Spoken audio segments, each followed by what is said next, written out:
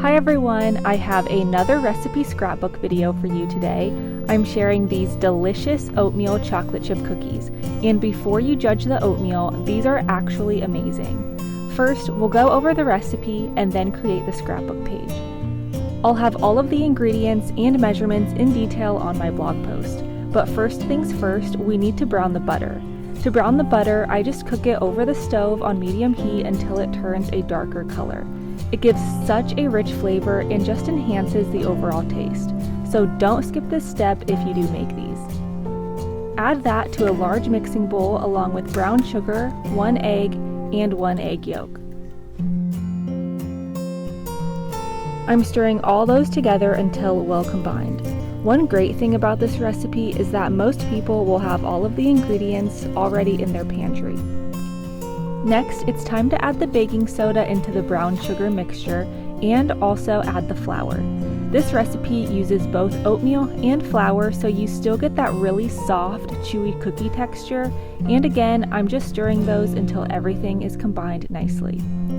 I think out of all of the desserts to choose from, cookies are probably my favorite. I know oatmeal cookies get kind of a bad rep sometimes because people think of them as too hard or healthy, but this is my go-to recipe for easy cookies. The last step I did was add in the old-fashioned oats and the vanilla before I add in the chocolate chips. I love Lily's milk chocolate chips and I never measure these exactly.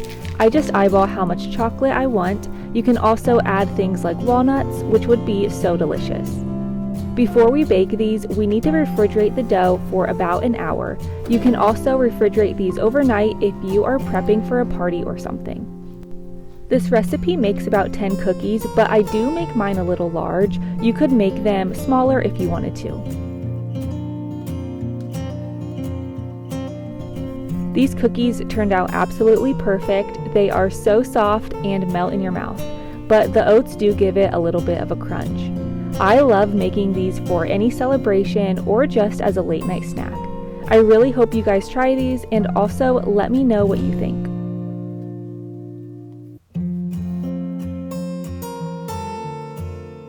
I am now going to show you how I documented this recipe in my scrapbook so that I have it documented.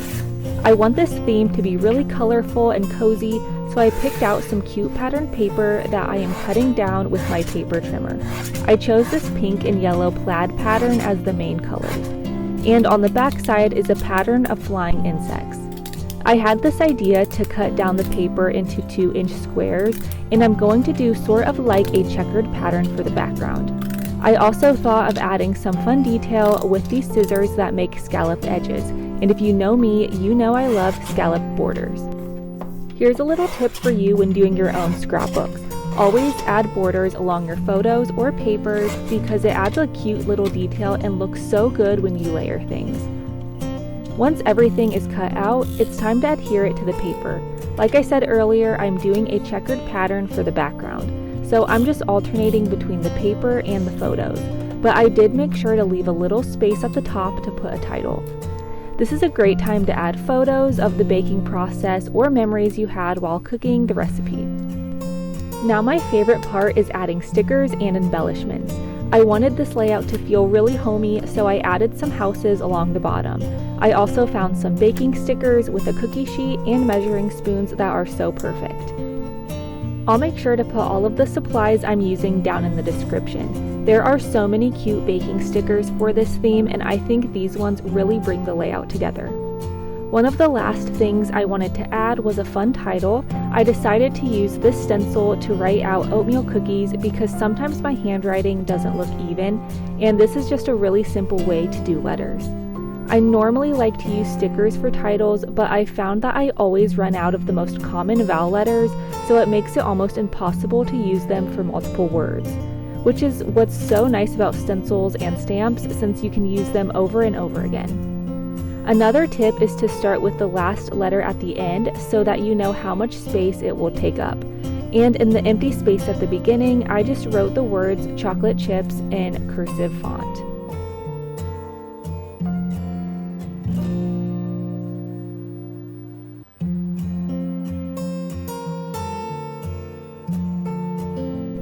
I really like this greenish blue color that I'm using to color in the letters because it corresponds to the color in the paper so well, except the color in the marker is almost drying up, so I had to go over it a few times. It would be so fun to learn calligraphy and get really good at it so that all of my titles would be perfect. Although I always do say that having personal handwriting in a scrapbook can be so sentimental, it's always so sweet to get to see an actual person's handwriting on paper, especially now that everything is so digital.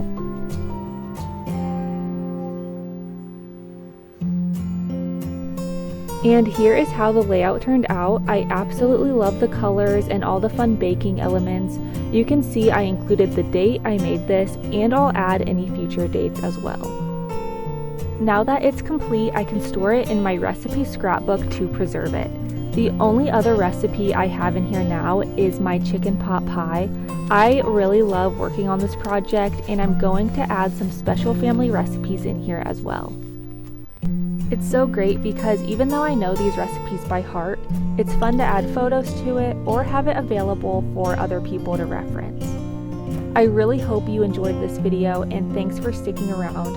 Hopefully this inspires you to start your own family recipe scrapbook.